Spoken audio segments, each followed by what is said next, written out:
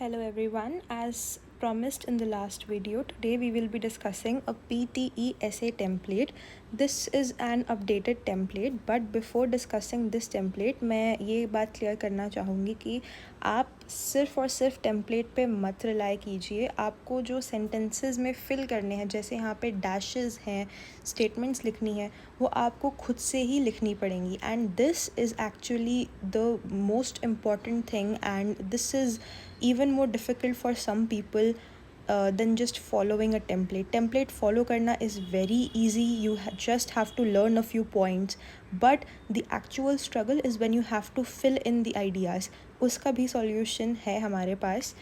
In the next video we will be discussing how to think of sentences and ideas in essay writing. Other than that, if you have any problem, you can book a free strategy session. Yes, a free strategy session by mailing us directly or DMing us via Facebook. Let's start. So we all know कि essay writing में 4 paragraphs होते हैं, right? 4 से कम नहीं डालने, 4 से ज़्यादा नहीं डालने. 230 to 250 words की limit है. We have to keep the word range within these word limits. कुछ और points ध्यान रखने के होते हैं while writing an essay. For example, आपको लेक्सिकल रेंज का ध्यान रखना पड़ता है. लेक्सिकल रेंज मतलब कि अगर आपने कोई वर्ड एक लिख दिया है जो कि टॉपिक से थोड़ा अनरिलेटेड है, राइट, जैसे कि पीपल लिख दिया है. पीपल एक बहुत ही जनरल वर्ड है, बट अगर आप वही वर्ड उसी ऐसे में किसी भी पैराग्राफ में 3 से 4 बार लिखोगे तो AI ऑटोमेटिकली आपके लेक्सिकल रेंज के मार्क्स डिडक्ट कर सकता है, ranging from half mark to 1 mark. And we all know कि ऐसे राइटिंग में हाफ मार्क टू 1 मार्क भी कितना ज़्यादा वैल्यूएबल होता है. सो हमें लेक्सिकल रेंज का ध्यान रखना है. If we have to use the word people at some other place, हम उसको रिप्लेस कर देंगे किसी और वर्ड से, जैसे कि इंडिविजुअल, राइट. तो ऐसे ही आपको ऑल्टरनेट वर्ड सोचने पड़ेंगे. Another tip for you is you have to, most important, you have to write keywords. Keywords अगर आप सेंटेंस टॉपिक से रिलेटेड नहीं लिखते हो तो आपके कंटेंट के मार्क्स मिलना बहुत मुश्किल है. एंड कंटेंट के 6 नंबर्स होते हैं डायरेक्टली PTE ऐसे में, राइट. कुछ जनरल कीवर्ड्स होते हैं जो अगर आपको काफ़ी लोगों को प्रॉब्लम होती है कि ऐसे का टॉपिक देख के आप उससे रिलेटेड कीवर्ड नहीं गेस कर पाते हैं. तो जनरल कीवर्ड्स भी होते हैं, वो हम नेक्स्ट वीडियो में डिस्कस कर लेंगे. वो वर्ड्स आप मोस्टली किसी भी सेंटेंस में यूज़ कर सकते हैं. Now let us begin with the first paragraph. In recent years, comma का ध्यान रखना. इन रीसेंट ईयर्स, कॉमा, आप टॉपिक जो भी आपका है उसका आप एक सेंटेंस लिख सकते हैं, जो भी आपका टॉपिक क्वेश्चन में दिया. फॉर एग्ज़ाम्पल, आपका टॉपिक है मास मीडिया, तो आपका सेंटेंस हो जाएगा, in recent years mass media has been a topic of intense debate.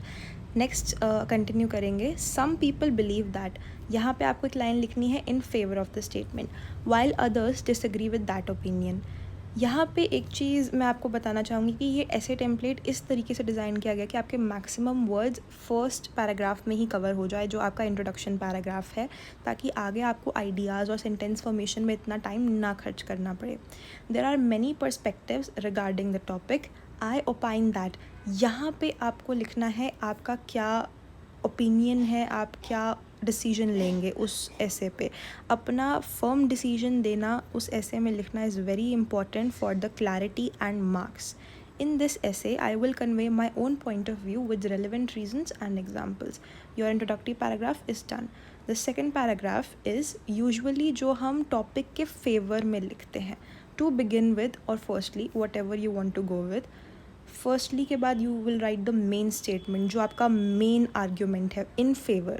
This is because आप कुछ भी उसके आगे एक सपोर्टिव स्टेटमेंट लिख सकते हो और उसको आप कनेक्ट कर सकते हो this is because से which leads to which causes.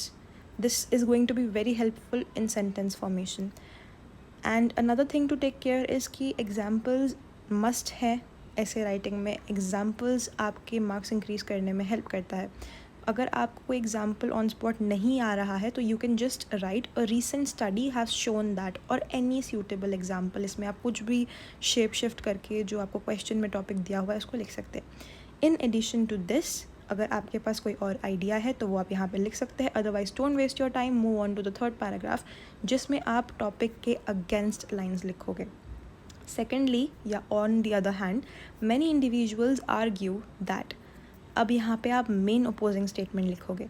Consequently, this leads to supportive opposition statement. Then to exemplify, या for instance, whichever you prefer, you have to write an example. Overall, these factors also play an important role in, अब आप फिर से topic को shape shift करके यहाँ पे लिख सकते हो. If you can take care of this thing के एग्ज़ाम्पल जब भी आप लिखो, एग्ज़ाम्पल में कॉज एंड इफ़ेक्ट रिलेशनशिप 110% होना चाहिए. उससे आपके मार्क्स बढ़ने के चांसेस और हो जाते हैं. कॉज एंड इफ़ेक्ट रिलेशनशिप कि आप कोई स्टेटमेंट लिख रहे हो और डायरेक्टली रिलेशन दिखा रहे हो कि हाँ ये हुआ है, उसकी वजह से ये हुआ है. फॉर एग्ज़ाम्पल अगर मास मीडिया का ही हम क्वेश्चन ले लें तो यहाँ पे हम लिख सकते हैं to exemplify mass media has also circulated fake news which manipulates people. तो ये आपका थर्ड पैराग्राफ में एक ओपोजिंग एग्जाम्पल हो गया है. यहाँ पे हमने कॉज एंड इफेक्ट रिलेशनशिप दिखाया है कि मास मीडिया का एक नेगेटिव एस्पेक्ट है और उसकी वजह से एक मैनिपुलेट होते हैं लोग, राइट, फ्रॉड इन्फॉर्मेशन फैलती है. लास्ट पैराग्राफ होगा आपका कंक्लूजन. ऑब्वियसली टू कंक्लूड या in conclusion, the topic has both merits and demerits which should be brought to attention. अब यहाँ इसके आगे आप कैसे लिखोगे दैट विल डिपेंड कि आपने क्या चूज़ किया है.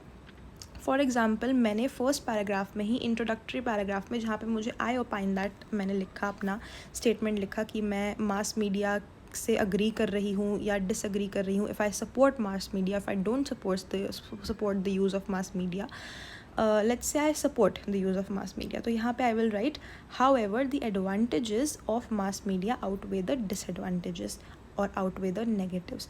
Ultimately, a balanced approach should be taken. So this was all for the PTE essay. Let me know if you have any doubts. I will reply to those doubts personally in the comments, or if you want, you can also